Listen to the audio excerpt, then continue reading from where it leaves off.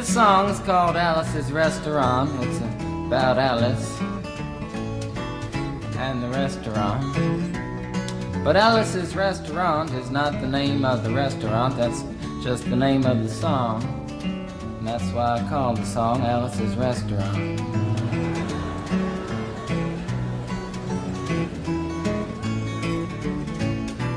You can get anything you want at Alice's Restaurant.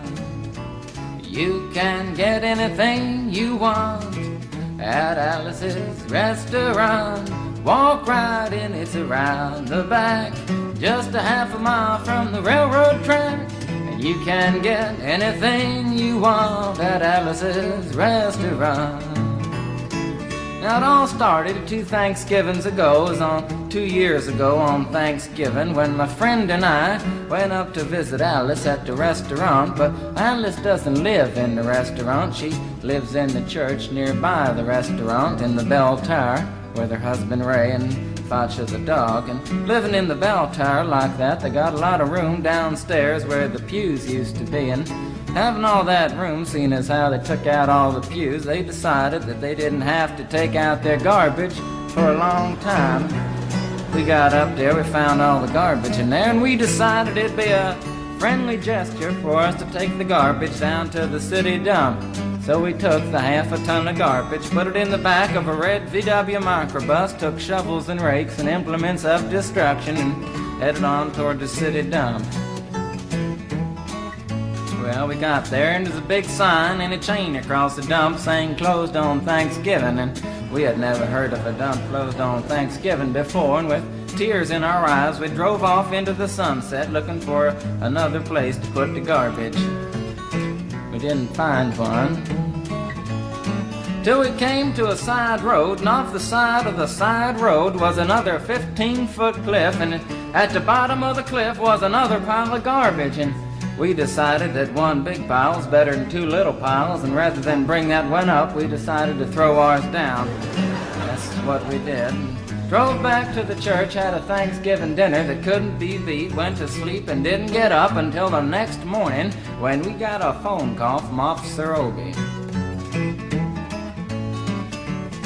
He said, "Kid, we found your name on an envelope at the bottom of a half a ton of garbage, and wanted to know if you had any information about it." And I said, "Yes, sir, Officer Obie, cannot tell a lie.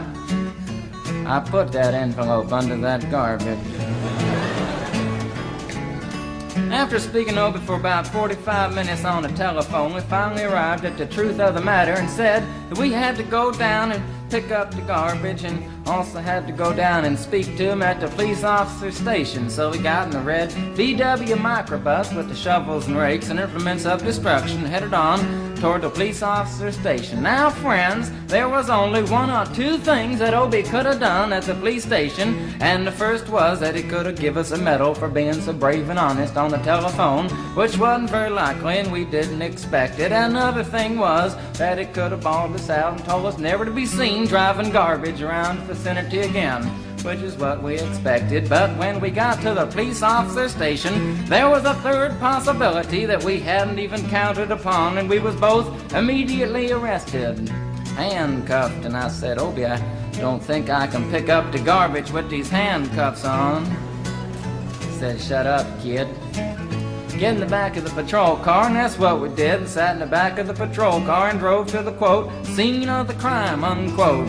I want to tell you about the town of Stockbridge, Massachusetts, where this happened. Here they got 3 stop signs, 2 police officers and 1 police car. But when we got to the scene of the crime, there was 5 police officers and 3 police cars, being the biggest crime of the last 50 years, and everybody wanted to get in a newspaper story about it. And they was using up all kinds of cop equipment that they had hanging around the police officer station. They was taking plaster tire track footprints, dog-smelling prints, and they took 27 8x10 color glossy photographs with circles and arrows and a paragraph on the back of each one explaining what each one was to be used as evidence against us. Took pictures of the approach, the getaway, the northwest corner, the southwest corner, and that's not to mention the aerial photography. After the ordeal, we went back to the jail. Obie said he was going to put us in the cell. Said, "Kid, I'm going to put you in the cell. I want your wallet and your belt." And I said, "Obie, I can understand you want my wallet so I don't have any money to spend in the cell, but what do you want my belt for?" And it said, "Kid, we don't want any hangings." I said, "Obie, did you think I was going to hang myself for littering?" Obie said he was making sure, and friends Obie was, 'cause he took out the toilet seat so I couldn't hit myself over the head and drown. And he took out the toilet paper so I couldn't bend the bars, roll the toilet paper out the window, slide down the roll and have an escape. Obie was making sure, and it was about 4 or 5 hours later that Alice, remember Alice? It's a song about Alice.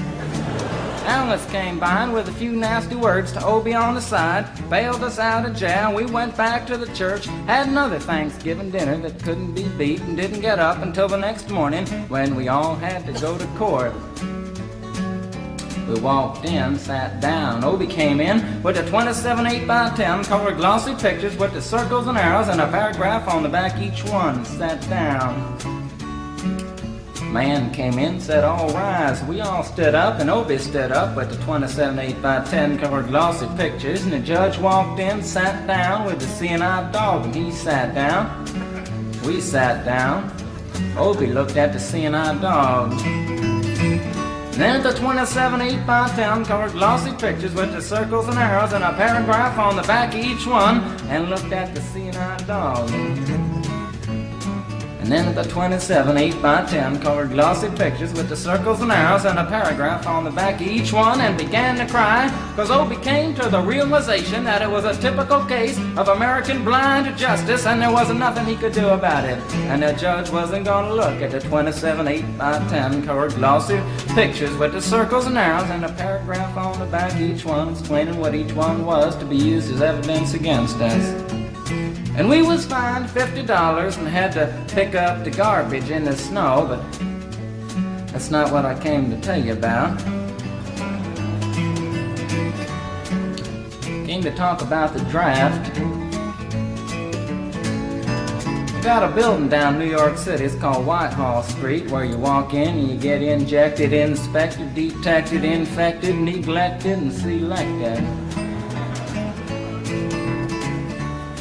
I went down to get my physical examination one day, and I walked in, I sat down, got good and drunk the night before, so I looked and felt my best when I went in that morning. 'Cause I wanted to look like the all-American kid from New York City. Man, I wanted to feel like I wanted to be the all-American kid from New York. And I walked in, sat down, I was hung down, brung down, hung up, and all kinds of mean, nasty, ugly things. And I walked in, I sat down, they gave me a piece of paper, said, "Kid, see the psychiatrist, room 604. And I went up there, I said, "Shrink, I want to kill. I mean, I want to kill. I want to see blood and gore and guts and veins in my teeth. Eat dead, burnt bodies. I mean, kill. Kill! Kill! Kill!" And I started jumping up and down, yelling, "Kill! Kill!" And it started jumping up and down with me, and we was both jumping up and down, yelling, "Kill! Kill!" And the sergeant came over, pinned the medal on me, set me down the hall, said, "You're our boy." Didn't feel too good about it.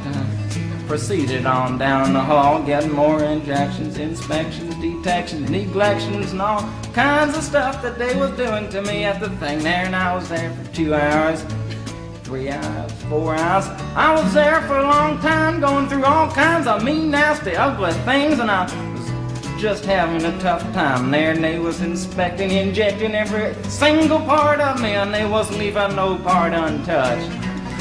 Proceeded through, and when I finally came to see the very last man, I walked in, sat down after a whole big thing there, and I walked up and said, "What do you want?" He said, "Kid, we only got one question.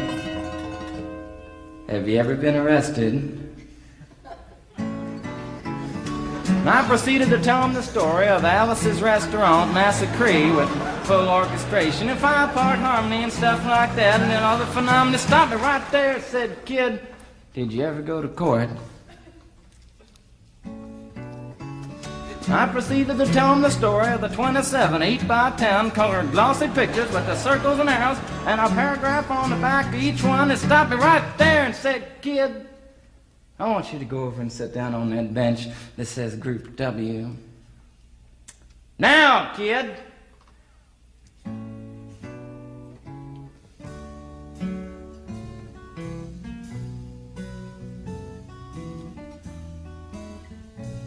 And I walked over to the bench there, and there's Group W is where they put you if you may not be moral enough to join the army after committing your special crime. And there was all kinds of mean, nasty, ugly-looking people on the bench there. There's mother rapers, father stabbers, father rapers sitting right there on the bench next to me, and one, it was mean and nasty and ugly and horrible and crime-fighting guys are sitting there on the bench. And the meanest, ugliest, nastiest one, the meanest father raper of them all, was coming over to me, and he was mean and ugly and nasty and horrible and all kinds of things. And he sat down next to me and said, "Kid,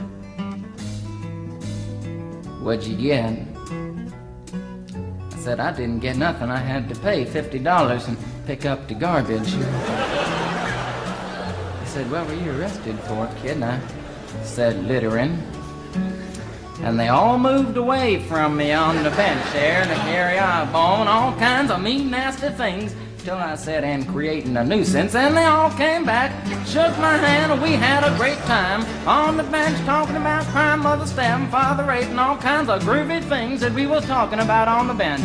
And everything was fine. We were smoking cigarettes and all kinds of things until the sergeant came over,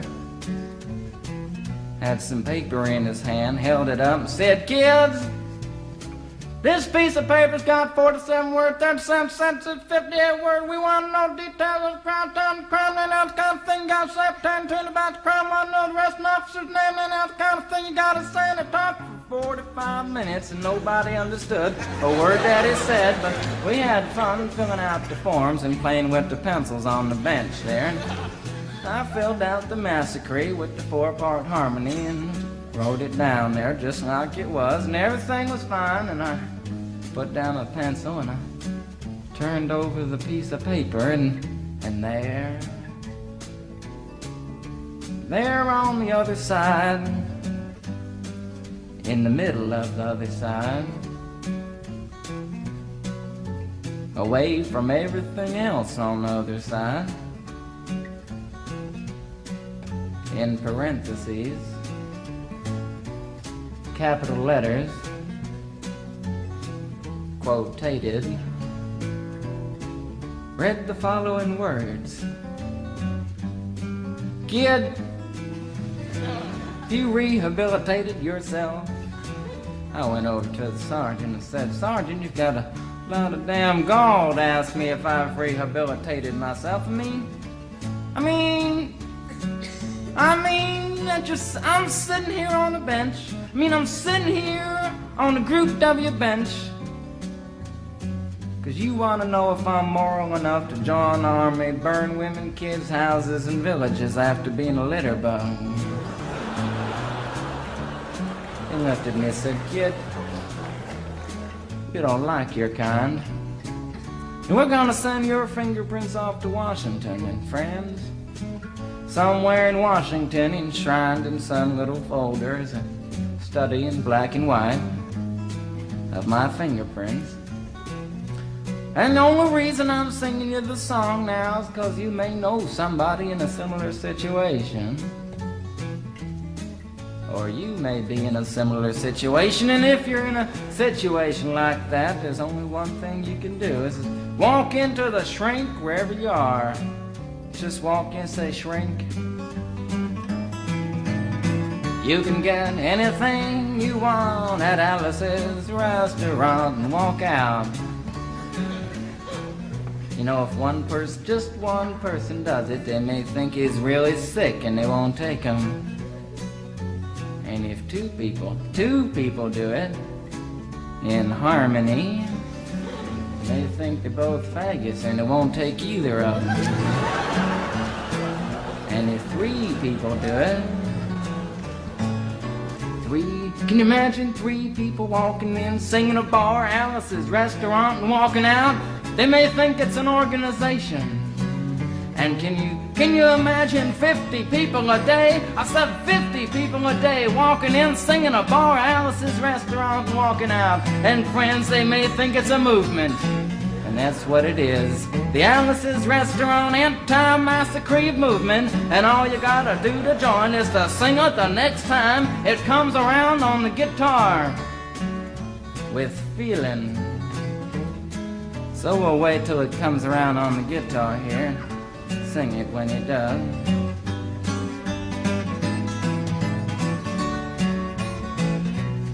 Here it comes. You can get anything you want at Alice's Restaurant. You can get anything you want at Alice's Restaurant. Walk right in, it's around the back, just a half a mile from the railroad track. And you can get anything you want at Alice's Restaurant. That was horrible. If you want to end war and stuff, you gotta sing loud. You could put a lot. I've been singing the song now for 25 minutes.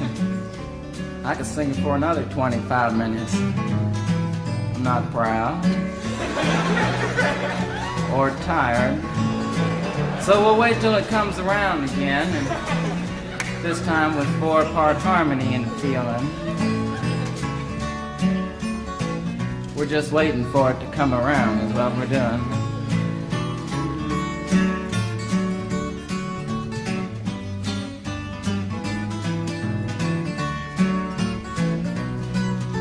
All right now.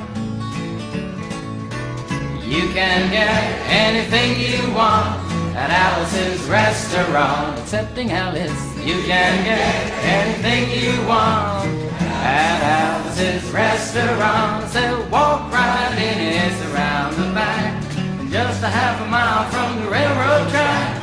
And you can get anything you want at Alice's Restaurant. Da da da da da da da. At Alice's